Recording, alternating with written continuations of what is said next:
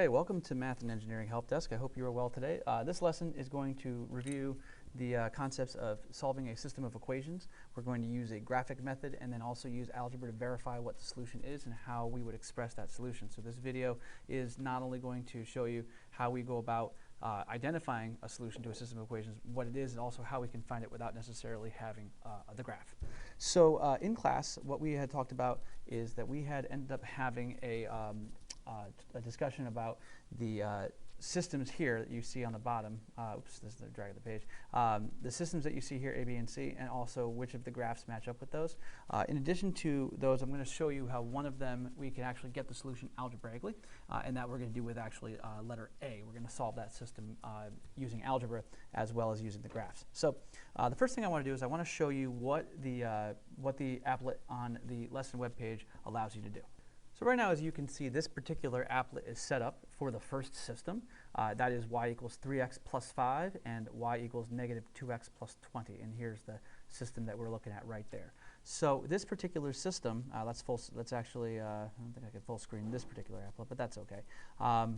Let's go ahead and take a look at what this means. So with A in 3 and B in 5, that means that we're talking about the number that's in front of x and then the number that has no x. The format for that is right here as well. And then A is 3, B is 5. These sliders allow you to change these numbers. We're going to keep it 3 and 5 because that's the first system, and then we're going to keep these at negative 2 and 20 because that's the second equation in the first system. So the red line is the first, blue line or purple line is the second, and then the point of intersection, if we ever want to know what that point is specifically, we can click on the line, and then it will actually put gray points at points of interest. In this case, the solution to the system is going to be 3, 14, which means x is 3 when y is 14. That actually works for both equations. So let's verify that algebraically by taking a look at what we would do and how we would answer that question. So notice that in both instances, each of these equations are equal to y, right? So y is 3x plus 5 and y is also negative 2x plus 20. So if I want to know when they're true, I would actually just set them equal to each other. So 3x plus 5 would equal negative 2x plus 20. So this particular, once I write it like that, now it's just a regular equation that I would try to solve. So I would first try to solve it by, let's see if I can type up the, like that. Let's see, I'm going to add 2x to both sides first. By adding 2x to both sides, that allows me to cancel out the x terms, and then that would give me, looks like 5x plus 5 equals 20. And then I'm going to subtract 5. By subtracting 5, that means 5x is going to equal 15. And then by dividing by 5, that means x is going to equal 3. So with x equaling 3, you might think, okay, my answer is x equals 3. But remember, with a system, there's always two numbers, x and y, okay? So in other words, one point where they both intersect. So once you find the x coordinate, though, you then need to find the y coordinate. And the way we do that is we just take this value for x, and we're going to pick an equation. Doesn't matter which one you pick, although picking both of them certainly verifies that it's the solution. Let's pick the first one. So y equals 3x plus 5, right? Well, we just said x equals 3. Then the y would be the same. So y equals 3 times 3 plus 5. Well, what is 3 times 3? That's 9 plus 5, which means y is 14. So our solution is x equals 3, y equals 14. And just to make sure, let's mentally take a look at the second equation. If I do negative 2 times 3, that's negative 6, and then negative 6 plus 20, that equals 14 as well. So we'd see it doesn't matter which equation we use, we get 3 and 14 to work for both, 3 for x and y for 14. Okay? So let's just do one of the systems as well with the applet that's on the lesson page. And let's go ahead and do the letter B here. So y equals 2x minus 10. So what I'll do with my slider is I'll just change the 2, and I'll change the B. And this I'm going to use negative 10 because it says minus 10. So we use negative 10 there. And then for the second equation, that's 4x minus 1. So the C is going to be 4, and the D is going to be negative 1. Okay, so now you notice that we've got the two lines on the graph, and I can zoom this in here. I can click one of the lines, and then it will gray out that solution, and that's going to be negative 4.5 comma negative 19. So if I were to solve this system the way I just showed you, then I would set 2x minus 10 equals to 4x minus 1, and algebraically it would work out to be negative 4.5 for x and negative 19 for y. Okay, so we're going to, and also, sorry, one more thing. You'll notice that it's graph C, because graph C has that solution in the bottom left corner, bottom left quadrant, third quadrant, which means process of elimination. If we were to plug in the values for C, the graph should look something like this. Okay, now let's go ahead and solve some other systems. So the next part of this activity has you using the black line masters. Your teacher is probably going to supply these systems to you.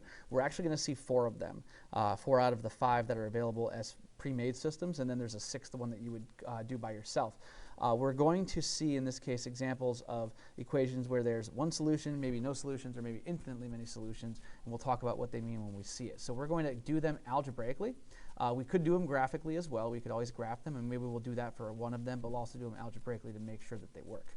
So here's our first set of equations. Okay, now if I were to do these algebraically, it would look something like this. Okay, for system A, we have y equals -4 times x minus 2, and then for y we have -2 times x minus 5.5. 5 over 2, 5 halves. Not 5.5, that's different. So, and there's one solution. So that means that if I were to graph these 2 lines, there would be one point of intersection. Well, again, they both equal y, so we can just set them equal to each other. So -4 times x minus 2 equals -2 times x minus 5 over 2. Okay?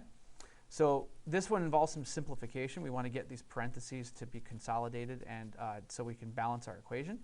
And let's go ahead and just add some parentheses there, and let's go ahead and do that. So -4 times x is -4x, and then -4 times 2 is -8, and since it's x, so it's 4x minus -8, we would just write 4x plus 8. Okay? I always, when I'm distributing, if I have a negative coefficient, I just like to think of it as I'm going to switch the signs of everything inside, and also with the operations. It just makes it easier, so there's no double negatives or subtracting negatives. It makes it tricky to interpret.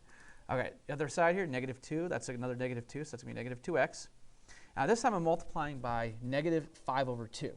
Well, 2 times something that's over 2 is just going to be the something on top, so it's going to be plus 5. Okay, so let's consolidate our terms. I'm going to add 4x to both sides as my balance step. So I'm always going to go with the lower coefficient just so I get positive numbers for my coefficients. That's just something I teach my students. It's a nice handy trick. So since -4 is less than -2, it's a lot easier to move the term with the -4x, so that way you end up with a positive amount of x's. So what does that look like? 8 equals -2 plus 4 is 2, so 2x plus 5.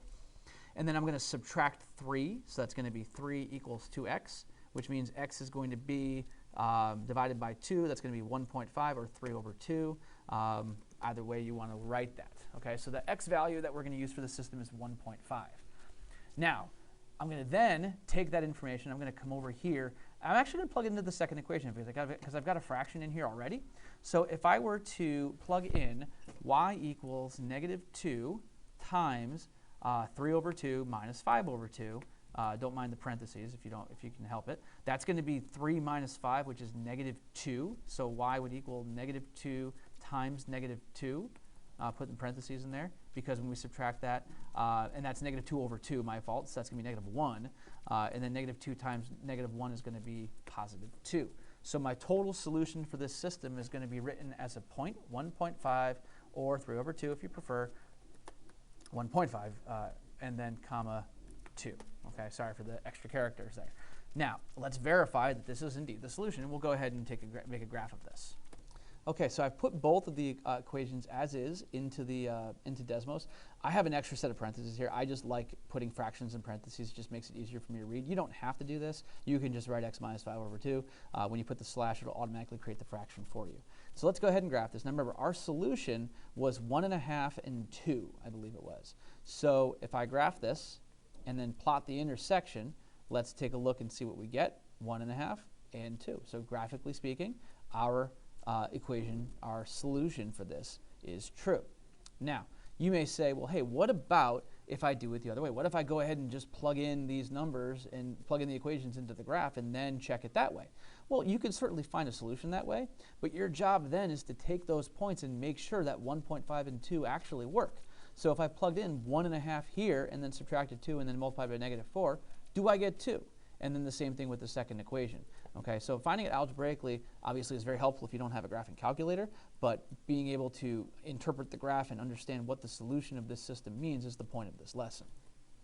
Let's do another one real quick, just algebraically, just to see what it looks like. So if this solution here is b, this again, they're both systems are equal to y, so I can just take the individual systems and set them equal to each other. So 5 times x minus 3 equals 2x minus 6. So if I distribute my left side, I'm going to do a 5 times x, which is 5x, minus 5 times 3, which is 15. And then that's going to be equal to 2x minus 6. My balance step here would be to subtract 2x, so I'm going to make that 3x on the left minus 15 equals negative 6. I keep the negative here because it's subtraction. And I'm going to add 15 to both sides. That's going to be 3x equals 9, which means when I divide by 3, x equals 3. So x equals 3. And then I would come around here and I say, okay, 2 times 3 is 6. 6 minus 6 is 0. So my suggested solution here is that y equals 0. And it actually works in the second one, too. If I go 3 minus 3, that's 0, times 5 is also 0. So I get x equals 3 and y equals 0 as my solution. So my point, comma, 3, 3, comma, 0 would be my solution for that. And if I were to graph that, I would find that these two equations would have that solution and intersect at that point. You can check it for yourself and see. So for D and E, what we're going to do is we're actually going to plug in these equations directly, just so you can see graphically what happens. So with the first equation, y equals negative 6x. There's our line with no y-intercept. Makes sense that it goes to the origin. And here's our second line, y equals negative 5 times x minus 2 minus x. Okay? Now, it says here that there's going to be no solutions. Graphically, do you see why? If you look carefully at this and see that, yeah, it looks like these two lines are actually parallel. Parallel lines don't intersect, so if they're parallel, that means, and they don't intersect, that means that there's no solutions to the system. Okay? So for D, graphically, that's why there's no solutions. There's no combination of x and y that work for both of these equations at the same time. Conversely, here's the situation E. If I go y equals 3 times 2x plus 1, and see how I'm just entering it exactly as written. And the nice thing about Desmos is I don't have to worry about solving anything. So if these were written differently, I could still plug them in exactly as they're written. Now notice here, when I plug in both of these equations, it looks to me that the lines are actually over each other. And if I turn one off, you can see there's the orange line, there's the purple line. And obviously with the purple line being on top, you can't see the orange line being hidden underneath it, but both lines are exactly the same. And it turns out if we simplify this, you'll see that it does work out to be 2x plus 3 as well. If you want to try that yourself and see if you can get it to make it look like that, you can kind of test your algebraic knowledge and work with that. That's very good. So, but notice that when the lines overlap like this, any of these points would work at the same time. And the reason they do is because, again, these are the same equations. They're just written differently. So in this case, we could check that graph and put it in there as well. So algebraically speaking, yeah, we can set them equal to each other. Yeah, we can get a contradiction or identity, like I taught you in class. And that still would work, but also graphically, that's what it would look like. Okay, so I hope this video helped you. I hope this helped clear up some misconceptions that you might have about systems of equations. In this class, just understand that, the concept of pre-algebra, because obviously in algebra, yeah, you're going to do a lot of work with systems, and you're going to be asked to take care of some problems where you need to use systems to answer the questions. But for now, what you need to understand is that if I've got two equations that are supposed to be working simultaneously, the solution to that equation is the intersection, and it's the point x and y that work for both equations at the same time. So again, I hope this helped. Thanks for being a subscriber to Math and Engineering Help Desk video. I applaud you. Please go ahead and give us a like and a subscription. That would be great to help support our channel and support the work that we do here on the channel. Have a great rest of your day as my battery is going, and don't forget to be awesome. Take care.